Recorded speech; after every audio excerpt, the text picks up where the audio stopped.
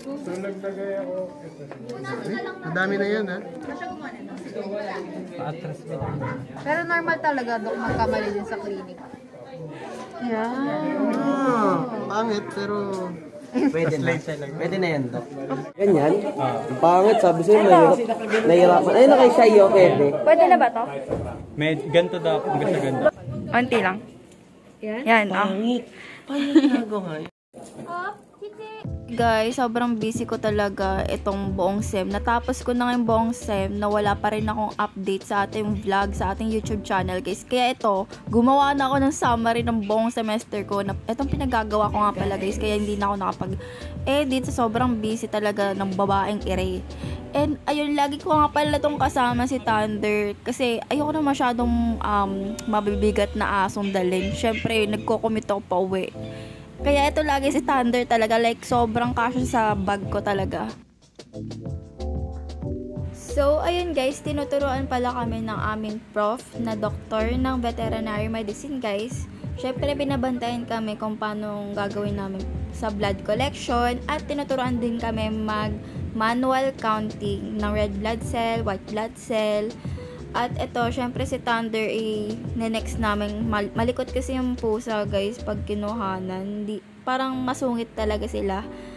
At syempre, nakakuha naman ako kay Thunder. Kaso, onti nga lang, hindi siya yung talagang 1 ml. Kasi 1 ml sa kanya. Kahit ganun lang siya kaliit. Kasi naglikot talaga siya. Okay lang yung practice lang naman. And ayun, binigyan ko na rin siya ng snack. Ito kasi si Tanner, hindi siya kumakain talaga ng bongga sa labas. Sa bahay lang talaga namin. Kaya snack-snack lang talaga siya.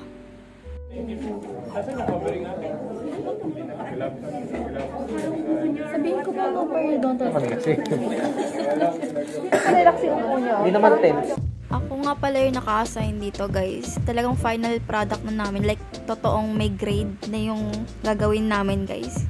Medyo nahirapan ako sa kanya kasi maliit yung buto niya din at hindi ko masya matwist kasi syempre Dachshund yung breed niya, hindi katulad ng large breed, diba? Madalian.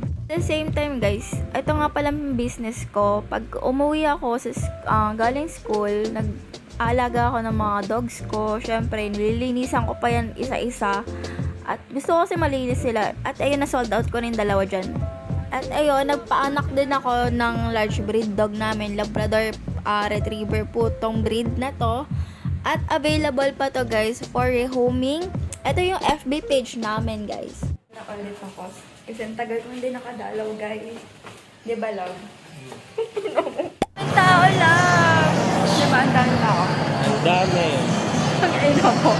Ayun guys, lagi na naman akong puyat na ito. Itong time na to, puyat na puyat ako. Sobrang sakit ng ulo ko. At ang dami ko kinikrave din nun. Pag na-stress talaga ako guys, nagraramen ako.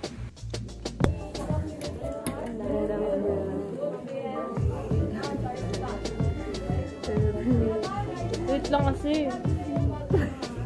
Chocolate.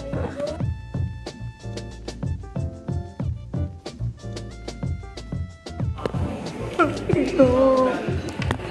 Kailangan-aralin mo ito. Kailangan mo yung ako talaga. Straight tong kanina yung buto. Eh, parang kang bigla. Kailangan ito mo bigla. Hindi na-aralin mo yung ano. Yung subject namin na yun.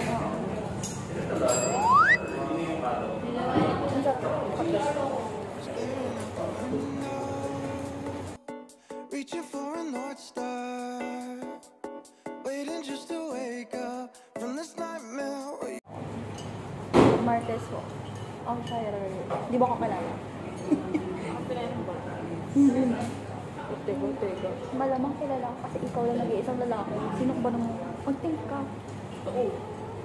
Malamang. Dalawa lang kayo lalaki eh. Siyempre. Kabisado nyo yung pangalan. Mag-imbak ng knowledge. Charos. Kailangan na natin magseryoso. Dito pala ako sa library, guys.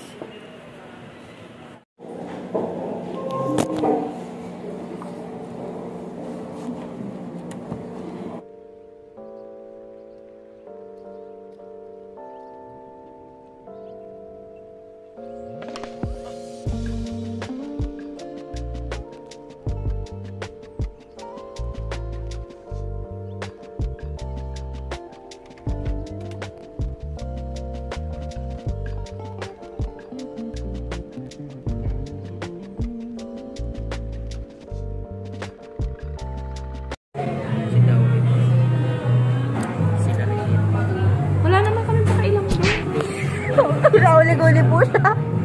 Gumastos na naman po. Hi kasi for the vlog. Napaka-relaxing talaga ng view dito kasi maganda talaga dito magbasa kasi tahimik. Anyway, yun lang naman nangyari sa buong first sem ko.